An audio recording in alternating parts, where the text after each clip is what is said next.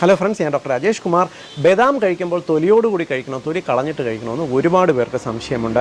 ബദാം കഴിക്കുമ്പോൾ ശ്രദ്ധിക്കേണ്ട കാര്യം എന്ന് പറയുന്നത്, ബദാമിനകത്ത് ഫൈറ്റിക് ആസിഡ് എന്ന് പറയുന്ന ഒരു കെമിക്കൽ അടങ്ങിയിട്ടുണ്ട്.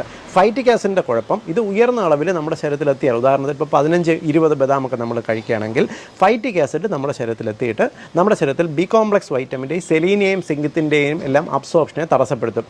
അതുകൊണ്ട് എന്ത് സംഭവിക്കും, നമുക്ക് മുടിപൊഴിച്ചിൽ പോലെയോ അല്ലെങ്കിൽ സ്കിന്നിനൊക്കെ കംപ്ലയിൻസ് വരാനുള്ള സാധ്യതയുണ്ട്. ഇത് ഒഴിവാക്കാനായിട്ട് നാളെ കഴിക്കേണ്ട ബദാം എത്ര എണ്ണമാണ് അതെടുത്ത് നിങ്ങൾ ഇന്ന് വെള്ളത്തിലിട്ട് കുതിരാൻ വയ്ക്കുക. കുതിർന്ന് കഴിയുന്ന സമയത്ത് ബദാമിനകത്ത് ചെറുതായിട്ട് മുള വരാനുള്ള ഒരു ടെൻഡൻസി തുടങ്ങുകയും ഈ ഫൈറ്റിക് ആസിഡ് മുഴുവൻ കൺവേർട്ട് ചെയ്ത് ഫോസ്ഫറസ് ഒക്കെ ആയിട്ട് കൺവേർട്ടായി പോവുകയും ചെയ്യും. അങ്ങനെ സുരക്ഷിതമായിട്ട് നമുക്ക് ബദാം കഴിക്കാം. ബദാം കഴിക്കുമ്പോൾ തൊലി കളയാതെ വേണം കഴിക്കാൻ. അതായത് കുതിർത്ത ബദാം തൊലി കളയാതെ കഴിച്ചു കഴിഞ്ഞാൽ അതിനകത്ത് ഉയർന്ന അളവിലുള്ള വൈറ്റമിൻസും മിനറൽസും എല്ലാം തൊലിക്കടിയിലാണുള്ളത്. ഇവ നമ്മുടെ ശരീരത്തിൽ കിട്ടും. എല്ലാ സുഹൃത്തുക്കളുടെയും അറിവിലേക്കായിട്ട് ഈ ഇൻഫർമേഷൻ ഷെയർ ചെയ്യുക.